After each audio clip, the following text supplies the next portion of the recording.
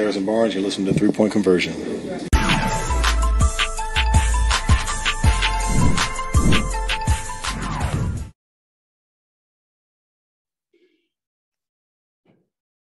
Thank you, Jaylen.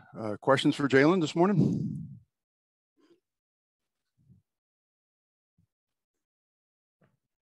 Anyone, Jaylen? Andrew? How do things change for a team when you're 60, 90 minutes before tip and you're finding out, okay, Rob's not playing, or it's like game 2 where, Marcus is not playing? Like what changes for you guys in that set of circumstances? I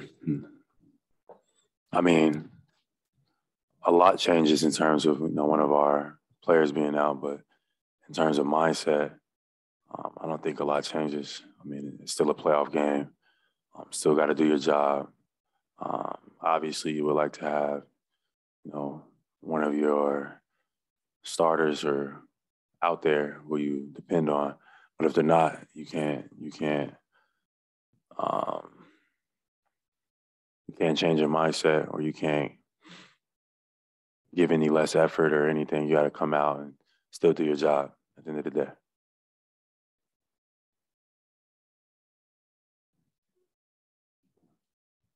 Sorry to take you back, but what went through your mind after the review and that call flipped, and instead of going against the Bucks, you ended up with 5 fouls? To be honest, it was the game was called very interesting. Last game, I'm not one to comment too much on officiating. We found a way to win anyway, but I guess it was a tough call. I don't think I lowered my shoulder. I wasn't out of control. Defender, made a good read, but I thought that was for sure a blocking foul. But, I guess I'm not an official, and I guess they saw differently, so nothing I could really do there. I mean, you've been in a lot of playoff series. Where does this one rank at a level of physicality that you've experienced? It's up there. It's right up there with the best of them. Very physical from game 1 to now. Definitely a high level of physicality out there. That's not for everybody. You got to come in and game out and be ready to fight. To be honest, at every position, their guards are physical and tough. Holiday, probably one of the strongest guards in the league. Giannis, Bobby Portis, Brook Lopez, all very physical players. So definitely a high level of physicality out there against Milwaukee. And then what has it been like for you to watch Al play at this level and what he's doing for you guys? It's been amazing. Al's been playing extremely well, but I don't think I'm surprised or anything. Al is a professional. He's always ready to go, and he does his job night in and night out. Teams want to, put more pressure or more attention on me and Jason, and then Al, last game especially, just killed him, made him pay for it every time. You're gonna leave that. You're gonna leave that pop open. You're gonna leave that seam pass open. Al just made play after play, and that's what we need. Teams are gonna try to take away our advantages, what they think our advantages are, and that's when we just got to play good team basketball and show them that we're a very good, well-rounded team that can score and beat you from a lot of different ways. Back to the physicality, what went into you guys kind of learning how to play with that, and what helped prepare you to handle that type of challenge a little better? Well, we got very physical players on our side as well.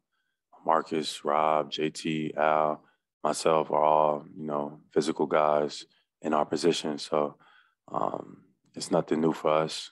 It's actually something that we're used to. Milwaukee is just, especially with Giannis, presents a different challenge. His level of physicality is extremely high. And for somebody who initiates the contact, we feel like we should be able to initiate some contact on the defensive end as well. But the way they officiate the game, it's not usually the case. So it challenges our discipline. We got to be extremely disciplined, extremely focused. And because if not, you pick up fouls that, sometimes you look back on and be like, man, how did they call that? But I bet it's tough trying to officiate a game with a dominant player like Giannis on the court because, he's aggressive all the time. So, in real time, it might look harder than it does on camera. And then the fourth quarter, the other night, you guys went 16 for 19. I know every game is different, like every quarter, there's different challenges, but what can you guys take from that to help you have that continued offensive success? Just got to be patient, but be poised, make the right decisions, continue to be physical. But, taking what's given to us the first time, don't play with it, just go and get to your spots and execute. I think those are the keys down the line, especially once you get tired, fourth quarter, legs are getting tired, getting to your spots, getting there, getting down early, be the difference between, you making the shot and missing the shot. It's the little things. Couple Zoom questions here, Jaylen. First, Mark Murphy. Hey, Jaylen.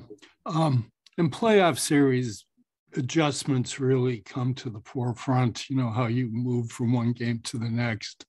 It seems like you guys have been able to really, in this series in particular, make some pretty vital adjustments. How do you feel about that, how you've done?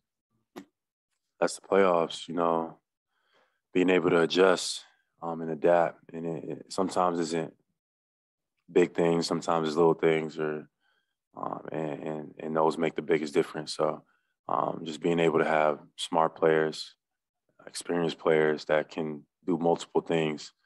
Our coach trusts us to make those adjustments and things like that. So being able to be well coached, disciplined, and then getting out there to go out there and execute is a difference on good playoff teams and teams that are not in the playoffs at all.